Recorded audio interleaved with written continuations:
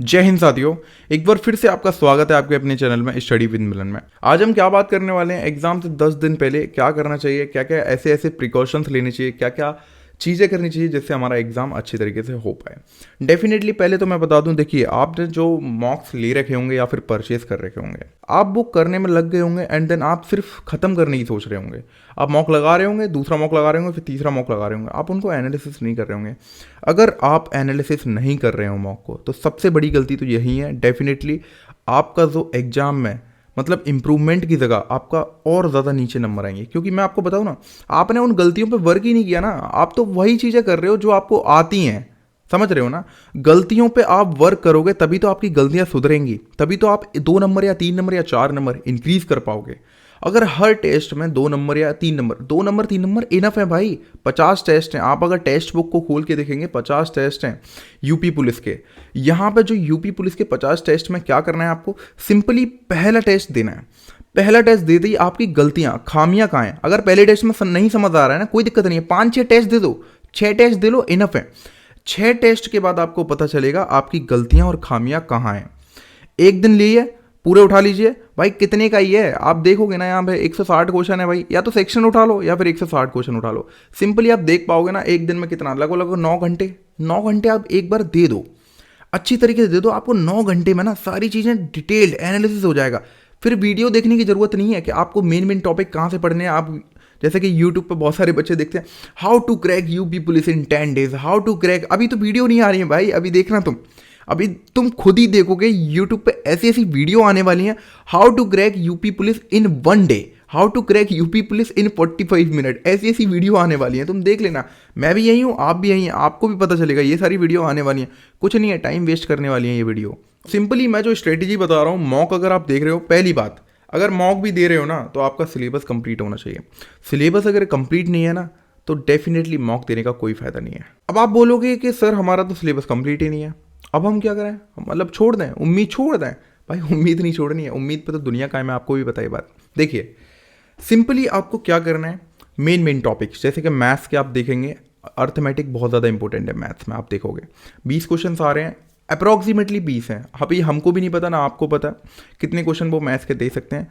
पिछला जो एग्जाम हुआ उसके अकॉर्डिंग मैं आपको बता रहा हूँ, रीजनिंग में आए थे 55 क्वेश्चन समथिंग, और मैथ्स में जो क्वेश्चन आए थे 20 आए थे। उसके अकॉर्डिंग सारे यूट्यूबर, सारे चैनल वाले, सारे टीचर सब क्या बोल रहे हैं, 20 क्वेश्चन मैथ्स में। देखो एक्सपेक्टेड है, एक्सपेक्टेड तो ये भी था कि फॉर्म भरे जाएंगे 35 लाख, बट 50 लाख भर गए। तो सिंपली मैं आपको बता रहा हूँ, एक्सपेक्टेड बहुत सारी चीज़ें गलत भी हो सकती हैं। मतलब मैथ्स का पोर्शन ना, आप अगर ये सोच के छोड़ रहे हो कि 20 क्वेश्चन आ रहे हैं, 20 क्वेश्चन को हटा के मैं सारा कंप्लीट कर दूंगा, तो डेफिनेटली आप बहुत बड़ी गलती कर रहे हो। क्योंकि मैथ्स का कुछ पता नहीं है भाई, कभी ऊपर भी हो सकता है। अभी पता चला 35 क्वेश्चन दे दिए, अब बताओ 35 क्वेश्चन बहुत ज़्यादा मायने नहीं रखते आपके लिए। 35 क्वेश्चन मतलब 70 मार्क्स बहुत ज़्यादा मायने रखते हैं यूपी पुलिस कांस्टेबल 2024 में। तो सिंपली आपको क्या करना है, मेन मेन टॉपिक्स ले लेने हैं, वही रिवीजन करने हैं अच्छे तरीके से। और अभी भी टाइम है, काफ़ी ज़्यादा टाइम है अच्छे से। अगर आप देखोगे ना, यूपी पुलिस कांस्टेबल का एग्ज़ाम का पेपर होता है, वो पेपर काफ़ी ज़्यादा लेवल डिफ़िकल्टी में नहीं आता है, उससे थोड़ा सा कम रहता है। जैसे कि एसआई का एग्ज़ाम है, उससे बहुत ही ज़्यादा कम रहता है।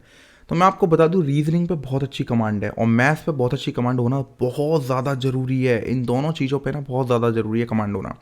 इंग्लिश मीडियम वालों बच्चों के लिए क्या होगी परेशानी, वो हिंदी में मतलब बहुत ज़्यादा पीछे आ रहे होंगे, बहुत ज़्यादा हिंदी में उनका स्कोर काफ़ी ज़्यादा कम रह रहा होगा। डेफिनेटली रहेगा भी, क्योंकि मैं भी खुद इंग्लिश मीडियम से हूँ। मैं भी अगर मॉक देने लग जाऊँ तो हिंदी का मैं डेफिनेटली, मुझे पता है मैं कुछ नहीं कर पाऊंगा। मेरे को भाई कुछ नहीं आता, सिर्फ और सिर्फ पुरस्कार मैंने पढ़ रखा है हिंदी में। हिंदी में मैं इससे ज़्यादा कुछ नहीं जानता भाई, पुरस्कार के बारे में मेरे को सब कुछ आता है बस। और हिंदी वाले बच्चे सोच रहे होंगे भाई हिंदी आ जाए, सारे सारे नंबर की हिंदी आ जाए, मैं तो पेल दूंगा। डेफिनेटली आप कर दोगे अगर सारे नंबर की हिंदी आ गई तो, बट ऐसा होगा नहीं ना, वास्तविकता कुछ और है भाई। तो एक्सपेक्टेशन कुछ ऐसा ही है, 20 क्वेश्चन मैथ्स में आएंगे, 40 क्वेश्चन हिंदी में आएंगे, 55 क्वेश्चन रीजनिंग में आएंगे, ये एक्सपेक्टेशन लगाया है लोगों ने। बट एक्सपेक्टेशन मैं बता रहा हूँ गलत होने वाली है, क्योंकि आपको पता है जिसने कभी कभी एक्सपेक्टेशन लगाई है, जैसे कि मैंने एक्सपेक्टेशन लगाई थी अपनी गर्लफ्रेंड से, मेरे को वो छोड़ के चली गई। आपने भी किसी से एक्सपेक्टेशन लगाई होगी, आपकी भी छोड़ के चली होगी। बट अगर नहीं गई तो बहुत अच्छी बात है, आप बहुत ज़्यादा सुखी हैं और बहुत ज़्यादा पुण्य किए होंगे पिछले जन्म में, जो आपको एक्सपेक्टेशन पे खुशी मिल रही है। बट हमें तो भाई दुख मिला है। और बहुत सारे लोग मेरे दोस्त होंगे, मेरे भाई होंगे, मेरी बहनें होंगी, उन सारी बहनों और भाइयों को भी शायद मे भी दुख मिला हो, बट मैं चाहता हूँ कि उनको ना दुख मिले, उनको एक्सपेक्टेशन में हैप्पीनेस मिले। ये सब चीज़ें साइड में रखते हैं, मैं अपनी पर्सनल लाइफ क्यों इंटरफेयर कर रहा हूँ ये वाली वीडियो में बट करनी पड़ती है, कभी कभार हो जाता है ना। सिंपली हम टॉपिक मतलब मुद्दे से भटक रहे हैं, तो सिंपली हम आ जाते हैं यूपी पुलिस कांस्टेबल को 10 दिन पहले क्या क्या गलती करते हैं लोग।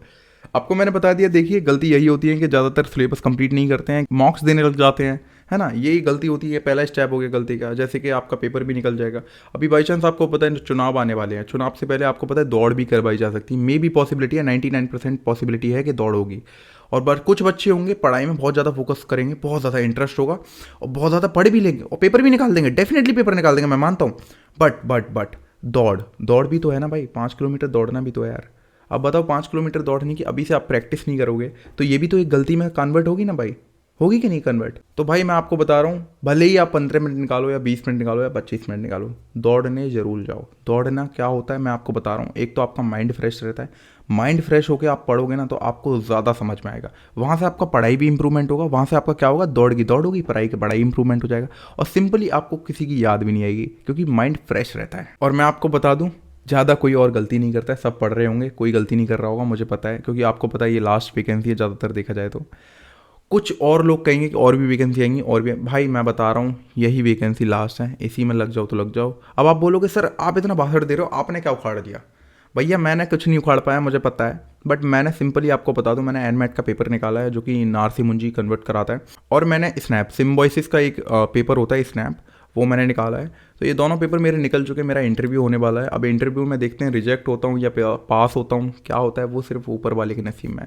और आपको पता ही है मेरी किस्मत, अभी मैं बोल चुका हूँ, मेरी किस्मत बस मुझे ही पता है मैं कैसे सहारे में जी रहा हूँ। तो भाई सिंपली कुछ 3-4 शब्दों में मैं अपनी बातें ख़त्म करने वाला हूँ। सिंपली देखो, आपके पास नोट्स होंगे, अगर आपने नोट्स नहीं बनाया ना तो बहुत ज़्यादा दिक्कत आने वाली है। वो नोट्स क्या होते हैं, आपका रिवीजन करवा देते हैं, और रिवीजन बहुत ज़्यादा ज़रूरी है। किसी भी पढ़ाई को ले लीजिए, किसी का भी इंटरव्यू उठा लीजिए, बड़े से बड़े टीचर का, बड़े से बड़े स्टूडेंट का, बड़े से बड़े रैंकर का, बड़े से बड़े प्लेसमेंटर का, मतलब जो भी अच्छे से अच्छा प्लेसमेंट जिसने लिया है, सब कुछ यही बताएंगे, रिवीजन बहुत ज़्यादा ज़रूरी है पढ़ाई के लिए। आपको क्या करना है, सिंपली आप कोई चैप्टर पढ़ रहे हैं, हिंदी का पढ़ रहे हैं, आप साइंस का पढ़ रहे हैं, या फिर फिजिक्स में फॉर्मूले पढ़ रहे हैं, या फिर मैथ्स के मेंसुरेशन के फॉर्मूले पढ़ रहे हैं, आपको सिंपली रिवीजन करना है। नहीं तो फिर चिट ले लेनी है, चिट आपके दीवार पर चिपका देनी है, वहाँ से आपको रिवीजन करते रहना है। मैथ्स के स्क्वायर और क्यूब्स याद करना मत भूलना भाई, पछताओगे, मैं बता रहा हूँ, मैथ्स के स्क्वायर और क्यूब याद करना मत भूलना।